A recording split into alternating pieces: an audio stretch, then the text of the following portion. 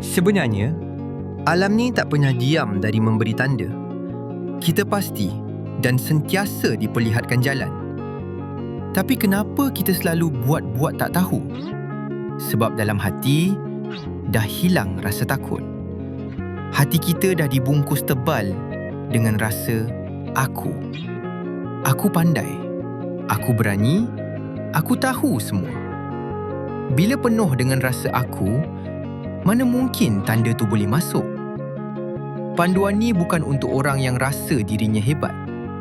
Ia cuma akan sampai bila kau rasa diri kau tak pandai. Bila kau mengaku diri kau tak berani. Bila kau sedar, kau perlukan dia dalam setiap detik nyawa kau. Buanglah rasa aku tu. Mengakulah yang kita ni lemah. Sebab hanya gelas yang kosong yang boleh diisi air. Pernah tak kau tanya, kenapa manusia ada imajinasi? Kita boleh tutup mata dan nampak benda yang tak wujud. Kita boleh nampak masa depan. Boleh nampak benda yang dah lepas. Kenapa kita diberi kelebihan ni? Jawapannya mudah. Supaya kita dipaksa percaya. Dipaksa percaya bahawa realiti ni bukan cuma apa yang kau boleh pegang. Sebab kalau dunia ni cuma fizikal, mana datangnya visual dalam kepala kau tu? Siapa yang pasang projektor dalam minda kau tu? Imajinasi tu adalah bukti nyata bahawa dalam jasad yang sempit ni ada satu elemen gaib yang bebas. Kau tak payah cari bukti jauh-jauh. Tutup mata, tengok imajinasi kau. Itulah buktinya kau sedang membawa satu dunia yang tak nampak. Sistem manusia ni menarik. Kita rasa kita yang kawal memori. Tapi sebenarnya, lupa itu adalah tetapan asal default setting kita. Yang bestnya, kita nak marah siapa bila kita terlupa. Sebab suis ingat dan lupa tu bukan kita yang pegang. Ia dipegang oleh sumber yang mengingatkan dan melupakan. Jadi apa kita perlu buat? Kita cuma mampu mencuba. Mencuba untuk sentiasa bergantung harap pada sumber tu.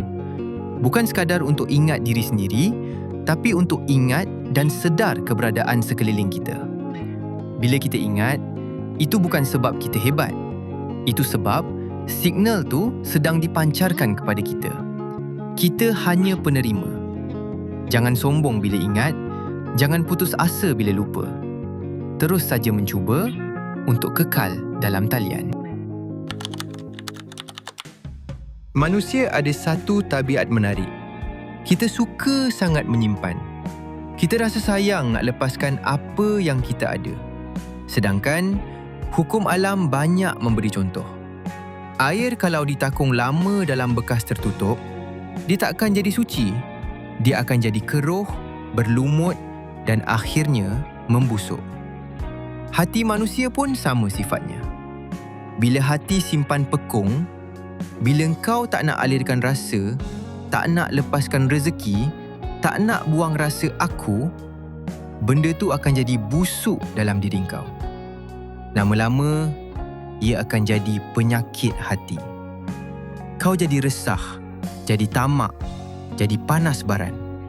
Bukan sebab dunia luar yang jahat, tapi sebab dalam diri kau dah jadi kolam kumbahan yang tak mengalir. Jangan peram pekung di dada. Belajar untuk lepaskan, belajar untuk alirkan sebelum ia makan diri kau dari dalam. Hidup ni tak boleh guna akal semata-mata. Dia kena ada satu seni, dipanggil timbangan rasa. Memang betul kita kena hormat pengalaman orang lama.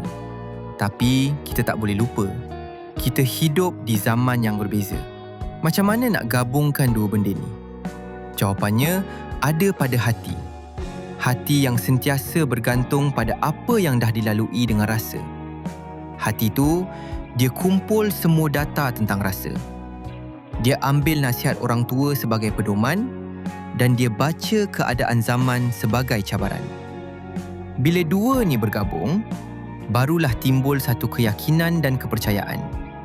Kita tak menolak yang lama. Kita tak hanyut dengan yang baru. Kita menimbang dengan rasa. Ingat, manual hidup ni bukan sekadar apa yang tertulis, tapi apa yang hati kau rasa tenang untuk buat. Percaya dan yakin pada timbangan tu. Sebab hati yang bergantung pada sumber, dia takkan menipu rasa. Dalam dunia ni, manusia boleh gaduh pasal banyak perkara. Tapi ada perkara yang semua manusia sepakat dan yakin, iaitu kita semua pasti mati. Tapi yang peliknya, kita selalu biar rasa ni duduk jauh di belakang. Sebab tu bila datang ujian, kita jadi ragu-ragu. Kita jadi goyang. Ubatnya ada pada keyakinan tadi. Bawalah keyakinan ini bila saja kau rasa ragu. Tarik rasa pasti tu, letak depan mata. Bersatulah dengan keyakinan bahawa kita pasti mati.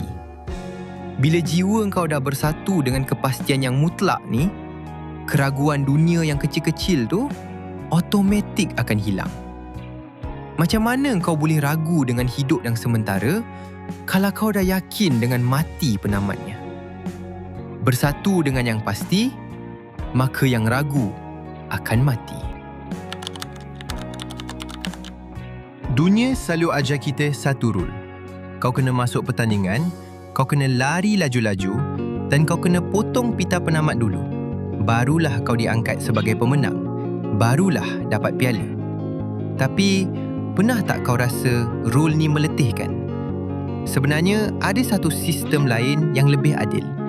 Dalam sistem ni, dia terbalikkan cara kita fikir. Syarat untuk berjaya bukan siapa sampai dulu di hujung, tapi siapa yang dapat pegang anugerah tu seawal mula perjalanan. Anugerah tu dipanggil petunjuk. Macam mana nak dapat? Kau cuma perlu mencuba sehabis baik. Do your absolute best. Bila kau jujur dengan usaha kau, alam akan hadiahkan kau petunjuk tu. Dan saat anugerah tu mendarat dalam hati kau, kau sebenarnya dah menang. Kau dah tak perlu risau pasal garisan penamat sebab orang yang memegang anugerah ni, dia dah dikira juara walaupun dia masih berlari. Jadi ubah fokus kita. Jangan kejar kemenangan di hujung sana. Kejarlah anugerah tu sekarang. Dapat je yang tu, game over. Kau dah menang. Kita selalu marah bila orang lain degil. Kita nasihat, dia tak dengar. Kita marah, dia buat tak tahu. Tapi pernah tak kita berhenti sekejap dan cek receiver kita sendiri? Setiap hari, hidup hantar macam-macam signal pada kita. Teguran kawan, kesilapan lama, rasa sakit, rasa sempit. Itu semua sebenarnya amaran dari sistem alam. Tapi kalau suis kesedaran dalam diri kita dah terpadam, semua signal tu akan melantun balik. Sama saja situasinya bagi kita. Ada amaran bahaya di depan atau jalan nampak tenang. Kita tetap takkan break. Kita tetap takkan berubah. Sebab puncanya bukan pada signal yang tak jelas, tapi sebab kita sendiri yang pilih untuk tutup mata dan telinga. Ini penyakit paling bahaya. Bila hati dah keras, nasihat paling mahal pun jadi sampah. Jadi sebelum kita sibuk betulkan orang lain, cek dulu suis dalam hati tu. Masih bernyala atau dah lama mati? Bayangkan hidup kau macam duduk dalam satu bilik. Pintu kau kunci, tingkap kau paku, langsir tebal kau tutup rapat. Kat luar sana, matahari memancar terang benderang. Tapi kat dalam bilik kau, gelap gelita. Kau tak nampak apa-apa, kau tak dengar apa-apa. Adakah salah matahari sebab tak masuk? Tak. Matahari ada je kat situ. Masalahnya, semua jalan masuk, kau sendiri yang tutup. Macam itulah bahayanya bila ego tinggi sangat. Bila kau tolak semua benda baik, bila kau tolak realiti, lama-lama kunci pintu tu akan berkarat. Dia akan jam terus. Tak boleh buka dah dari dalam. Masa tu, kau merabalah cari jalan keluar macam mana pun. Kau tetap akan terperangkap. Bukan sebab tak ada jalan, tapi sebab kau sendiri yang pilih untuk duduk dalam gelap selamanya. Paling senang nak tipu orang luar, sebab dia tak tahu cerita sebenar. Tapi paling susah nak tipu diri sendiri. Sebab masa kau rancak berbohong, hati kau sebenarnya tengah menjerit.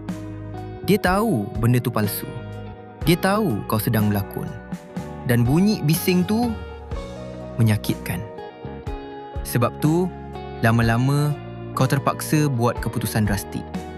Kau terpaksa matikan rasa bersalah tu. Kau terpaksa butakan mata hati kau sendiri, supaya kau boleh terus hidup tenang dalam penipuan tu. Kau bukan tak sedar, tapi kau pilih untuk tak nak sedar. Sampai bila nak bunuh hati sendiri, semata-mata nak hidup sebagai pembohong? Berhenti gali lubang tu. Sebab orang yang paling sakit kena tipu nanti adalah diri kau sendiri.